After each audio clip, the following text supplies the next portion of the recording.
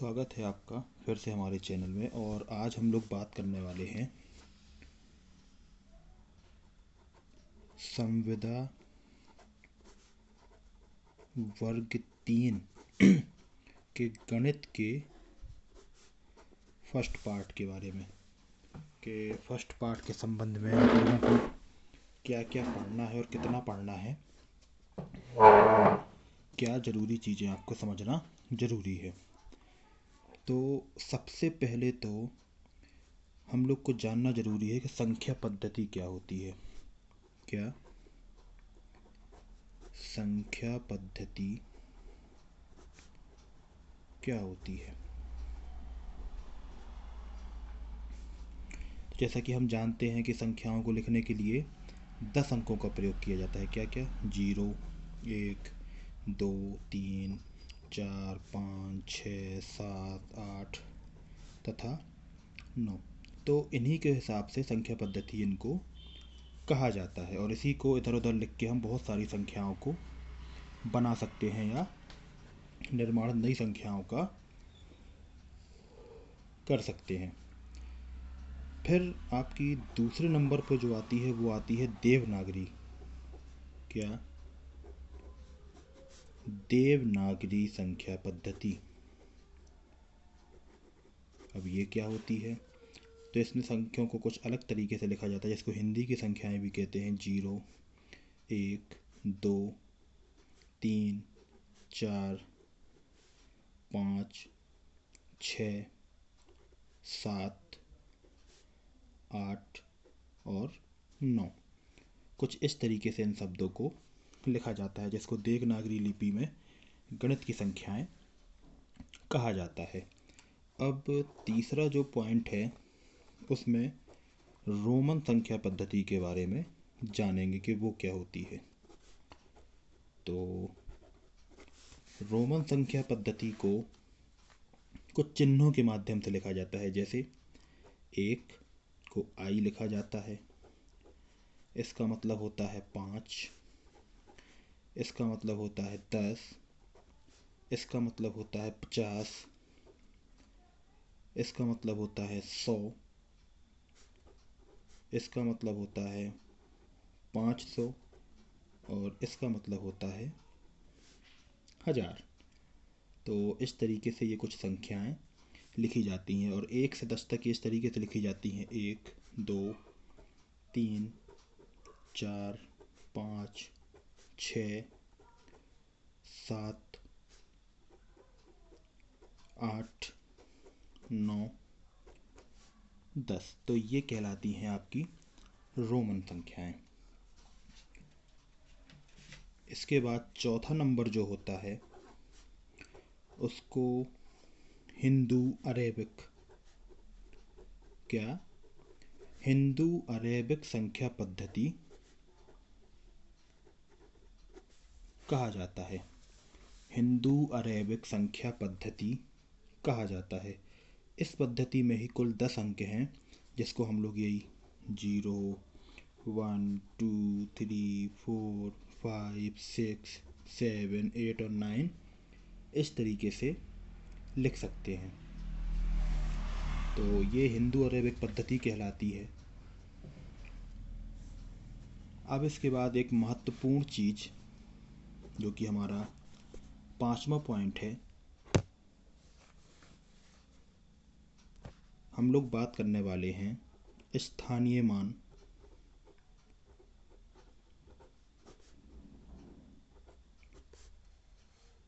तथा वास्तविक मान। स्थानीय मान तथा वास्तविक मान क्या होते हैं ये?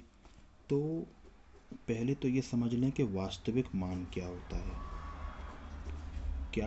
वास्तविक मान क्या होता है? तो किसी संख्या का वह मान जो कभी नहीं बदलता वास्तविक मान कहलाता है। जैसे 259 में 2 का वास्तविक मान 2 ही है, 5 का वास्तविक मान 5 ही है, 9 का वास्तविक मान 9 है। बट इसी क्वेश्चन में अगर हमसे कहा जाए कि स्थानीय मान बताइए, क्या कहा जाए कि स्थानीय मान बताइए, तो इसी 259 में 2 का स्थानीय मान 200, 5 का स्थानीय मान 50 और 9 का स्थानीय मान 9 है। स्थानीय मान को सीधा सा कोई भी संख्या लिखी हो 2, 5, 6, 9, अगर आपसे इस अंक का स्थानीय मान पूछा गया तो इस अंक को लिखना है, बाकी जितने अंक हैं उतने 0 या 0 लगा देने हैं, तो इस संख्या का स्थानीय मान निकल आया। अब जैसे 5 का पूछा तो 5 लिख के 2 0 लगा दिए तो ये इसका स्थानीय मान हो गया। 6 लिख के 1 0 लगा दिया तो 6 का स्थानीय मान हो गया। और 9 के बाद कोई भी 0 नहीं है तो 9 का स्थानीय मान 9 ही रहेगा।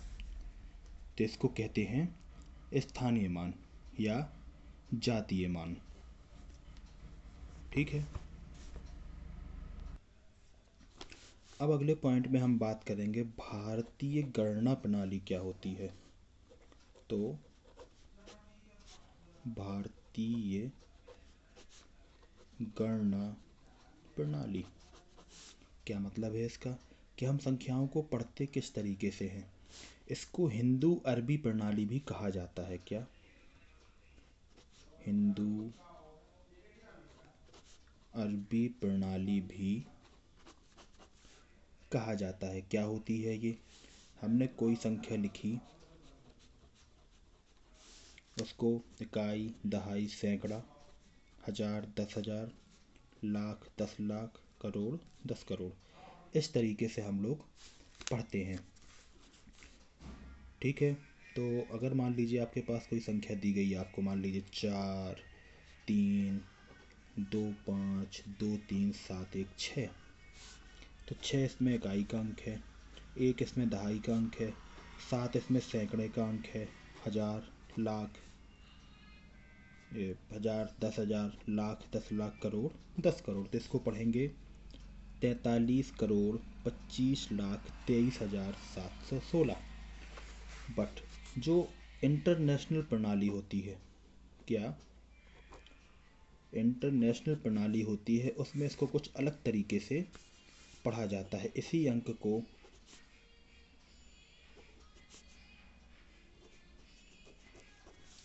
हम जब पढ़ेंगे तो उसमें इकाई, दहाई, सैकड़ा, हजार, 10,000, 100,000, क्या?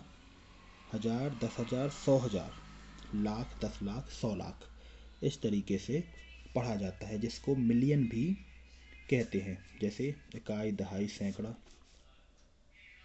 हजार, 10,000, 100,000, इसके बाद आपका आ जाता है मिलियन, तो ये कहलाएगा मिलियन, 10 मिलियन, 100 मिलियन। इनको इस तरीके से पढ़ा जाता है, तो ये कहलाएगा 432 मिलियन 523,716। क्या? 432 मिलियन 523,716, इस तरीके से इसको पढ़ा जाता है। तो ये थी भारतीय गणना प्रणाली और इंटरनेशनल गणना प्रणाली।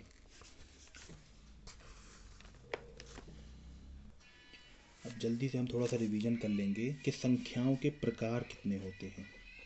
इसके कई वीडियो चैनल पे पहले से डले हुए हैं, लेकिन हम लोग थोड़ा सा रिवीजन इस वीडियो में भी करेंगे। तो सबसे पहले प्राकृत संख्याएं क्या होती हैं, तो जिनसे हम गिनती करते हैं 1, 2, 3, 4, 5, 6, 7, 8, 9, ये सभी प्राकृत संख्याएं होती हैं। उसके बाद आपकी आती हैं पूर्ण संख्याएं या होल नंबर। तो अगर इसमें इन्हीं संख्याओं में हम 0 शामिल कर देते हैं तो वो होल नंबर कहलाने लगते हैं।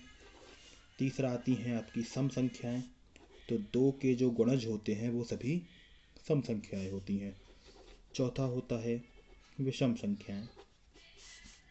तो 1, 3, 5, 7 सम संख्याओं को छोड़कर बाकी जो संख्याएं बचती हैं वो सारी विषम संख्याएं कहलाती हैं।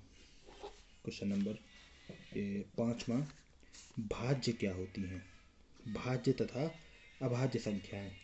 तो जिन संख्याओं में देखो, जिन संख्याओं के एक से ज़्यादा गुणनखंड हो वो सभी संख्याएं भाज्य कहलाती हैं, और अभाज्य जिनके गुणनखंड केवल 2 हों। देखो अभाज्य जो केवल 1 से कटे या खुद से कटे। क्या? 1 से कटे या खुद से कटे, उसको अभाज्य बोलते हैं। जैसे 2, ये केवल 1 से कटती है या 2 से कटती है? 3। ये केवल 1 से कटती है या 3 से? बट 4। ये 1 से भी कटता है, 2 से भी कटता है और 4 से भी कटता है। तो 4 एक क्या है? भाज्य संख्या है। बट बाकी ये सब क्या हैं? अभाज्य संख्याएं हैं। इसके बाद आती हैं हमारी अगली संख्याएं, परिमेय संख्याएं। क्या? परिमेय संख्याएं वे सभी संख्याएं जिन्हें P/Q के रूप में लिखा जा सकता है और Q का मान कभी भी 0 नहीं होता है, परिमेय संख्याएं कहलाती हैं। जैसे 7 है, 7/5 है, -1/3 है। इस तरीके की संख्याएं परिमेय संख्याएं कहलाती हैं। फिर आ जाते हैं हम लोग अगले पॉइंट पे, पूर्ण वर्ग संख्याएं। क्या? पूर्ण वर्ग संख्याएं ये क्या होती हैं? ऐसी संख्याएं जिनका वर्गमूल ज्ञात किया जा सके, जैसे 4, 36, 225। ये सभी संख्याएं पूर्ण वर्ग कहलाती हैं। फिर एक और प्रकार होता है क्रमागत सम संख्याएं। तो 2, 4, 6, 8, 10 जो एक के बाद एक सम संख्याएं होती हैं उनको क्रमागत सम संख्याएं कहते हैं। और इसी तरीके से क्रमागत विषम संख्याएं होती हैं, 1, 3, 5, 7, 9, 11, 13। ये सभी क्रमागत विषम संख्याएं कहलाती हैं। तो ये था आपका संविदा वर्ग 3 के लिए गणित का पहला भाग। इससे छोटा और सरल भाषा में शायद आपको वीडियो यूट्यूब पर ना मिले। तो मुझे उम्मीद है कि आपको सब कुछ समझ में आया होगा, और अगर कोई चीज़ समझ में नहीं आई है तो आप हम लोगों से पूछ सकते हैं कमेंट बॉक्स में, आपको फिर से उस चीज़ को समझा दिया जाएगा। अब अगले वीडियो में इसी अध्याय से कुछ हम लोग प्रश्न उत्तर लेके प्रस्तुत होंगे कि उन प्रश्नों को जल्दी से जल्दी सॉल्व करना है, जिससे आपके इस अध्याय से आने वाले जो नंबर्स हैं उनको आप कवर कर पाएँ। तो मिलते हैं अगले वीडियो में, तब तक के लिए धन्यवाद।